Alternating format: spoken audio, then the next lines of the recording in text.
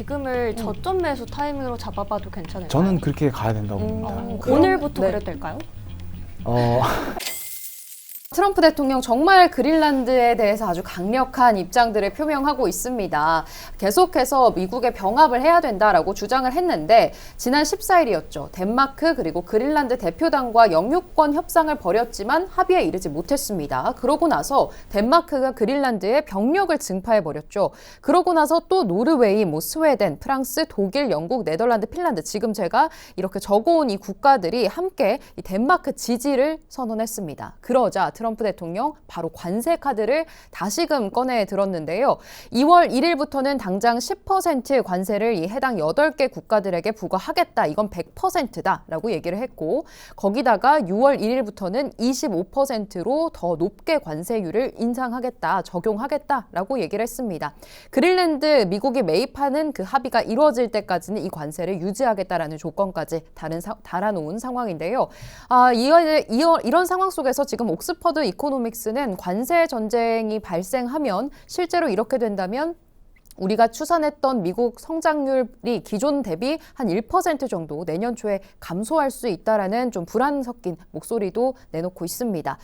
유럽 측도 가만히 있지는 않고 있습니다. 관세에는 또 관세로 보복 관세를 지금 얘기를 하고 있는 상황인데 EU 측이 얘기하는 보복 관세는 당장 이르면 2월 7일부터가 되겠습니다.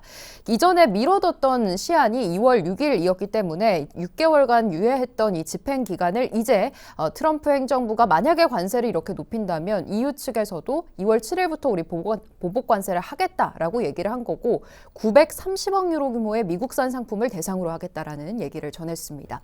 무역 바주카포라고 하는 강력한 대응 수단을 가동하겠다라고 얘기를 했는데 서비스나 외국인 직접 투자 등등등 광범위하게 무역을 제한하겠다는 얘기를 했고요. 유럽 측이 또 8조 달러 정도의 미국 주식과 채권을 보유하고 있는데 혹시나 이걸 또 팔아버린다면 미국 증시, 채권이 흔들릴 수 있는 이슈라서 이런 부분들까지 전부 다 불안감을 좀 자아내고 있습니다. 이 미국과 EU의 관세 전쟁 과연 증시에 어느 정도 좀 충격을 계속해서 가져갈지 궁금한데요. 이 해당 소식에 대해서 좀 증시 충격 어느 정도로 이어질 거라고 보십니까?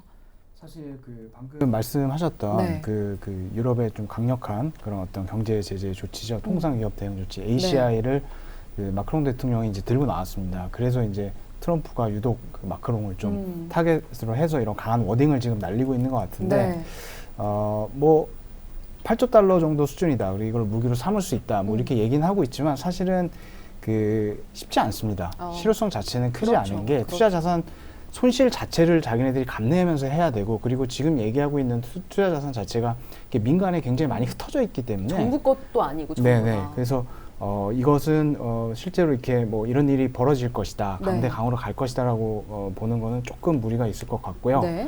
그다음에 이제 당장 이번 주에 21일, 22일에 이제 EU 정상회담, 긴급 회담이 있습니다. 그래서 거기서 최종 이제 대미 보복, 관세 보복 조치가 이제 나올 것으로 전망하는 곳들이 상당히 지금 많습니다만 말씀드렸다시피 보복 대신에 어떤 외교적인 어떤 활로를 좀 찾을 걸로 보여요. 그래서 추가 협상이라든지 중재 소식 이런 헤드라인에 따라서 아마 이번 주는 계속해서 좀 변동성을 주긴 하겠지만 그래서 그거에 따라서 리스크가 온 됐다, 오프 됐다 이런 롤링된 가능성이 좀 높아 보인다. 다만 사실 유럽이 실질적으로 대응할 수 있는 옵션들이 사실상 많지가 않습니다. 그래서 이런 부분들하고 그리고 이제 우리가 작년 4월 해방의 날 이후로 트럼프의 어떤 이런 행보들을 좀 돌이켜 보면 처음이 제일 세거든요. 사실 처음이 제일 세기 때문에 어떻게 보면 이번 주가 가장 좀 이런 악재들을 시장에서 민감하게 반영하는 그런 주간이 될 수 있고 그 다음에 물론 20일, 23일 봐야 알겠지만 흘러가는 상황들을 봐야 알겠지만 그렇다고 본다면 시간이 지나가면 이것도 또 이제 타코 이런 얘기들이 나오면서 시장에서 흐지부지 될 수 있다. 개인적으로는 그렇게 보고 있어요. 그러면은 좀 지금을 저점 매수 타이밍으로 잡아봐도 괜찮을까요? 저는 그렇게 가야 된다고 봅니다. 오늘부터 그래도 될까요? 굉장히 예리했어요. 이게 일주일 정도 둬야 된다라는 이야기도 있었는데 오늘부터 들어오시는 거죠? 공격이라뇨.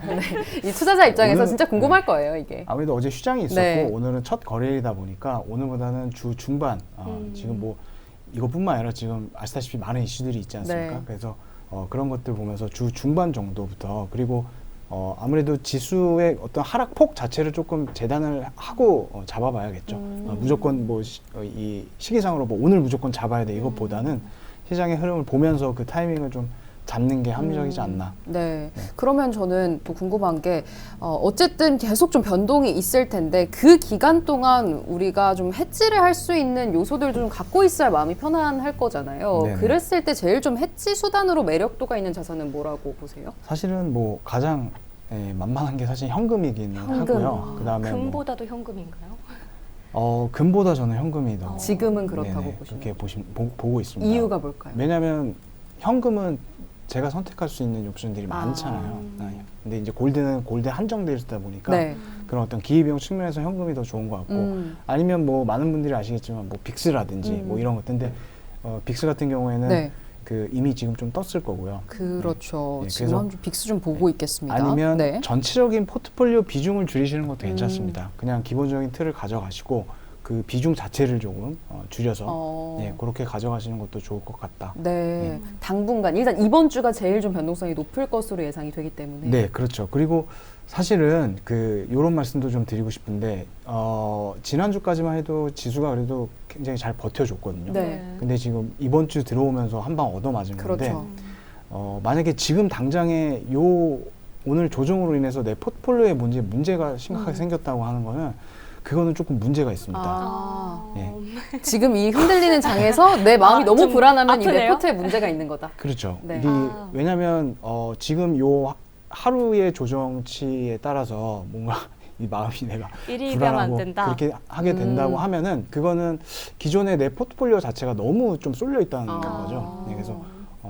그것도 한번 점검해 보시면 좋을 것 같습니다. 이거. 네. 만약에 그렇다라고 하면은 지금은 좀 현금을 만들어 놔야 될 것 같고, 그러면 그 만들어 놓은 현금으로 이제 조금씩 또 눈여겨봤던 종목들을 주워봐야 될 것 같은데, 네네. 그럼 이 타이밍, 이번에 우리가 4월, 작년에 사실 저는 제일 아쉬웠던 게 그때 왜 내가 더 용기 내지 못했을까였던 것 네네네. 같거든요. 그래서 아까도 얘기를 했지만 맞아요. 줍줍을 하고 싶은 마음이 또 마음 한켠에는 들 텐데, 그랬을 때 제일 좀 지금 저가 매수를 한다라고 했을 때 파트너님은 어떤 종목 혹은 어떤 섹터를 좀 제일 매력도가 있다라고 보고 계실까요? 아무래도 뭐 지난주까지만 해도 반도체 섹터들이 시장을 이제 이끄는 이제 주 섹터였고, 네.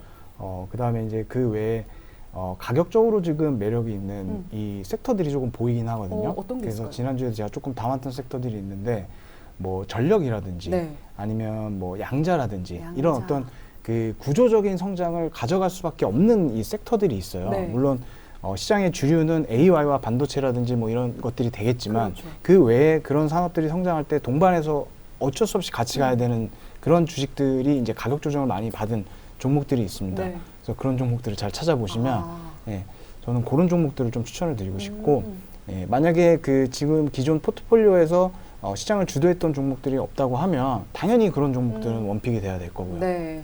원전 뭐 양자처럼 기존에 좀 많이 올라버려서 좀 아쉬웠던 그런 종목들 혹은 뭐 우리가 올라서 아쉬웠다기보다는요. 그건 반도체겠네요. 그렇죠. 네. 그거보다는 이제 그런 이 섹터들은 사실은 정부 정책의 어떤 이런 지원들을 그렇죠. 받고 연관이 되어 있죠. AI라는 어떤 이런 큰 이 메가 트렌드와 같이 갈 수밖에 없는 섹터들이거든요. 근데 이제 그런 종목들 중에 주가 조정을 작년 말부터 좀 많이 받은 종목들이 네네. 많이 있습니다. 그래서 그런 종목들 위주로 어. 이번에 이제 시장이 무너지면서 왜냐하면 그런 종목들이 또 공교롭게 지난주까지 그 가격 하방성을 굉장히 좀 보여줬었어요. 근데 이제 시장이 무너지면서 이렇게 밀릴 때는 그런 어떤 이 가격적인 메리트가 있는 그런 종목들도 한번 찾아보시면 좋을 것 같다. 네. 네.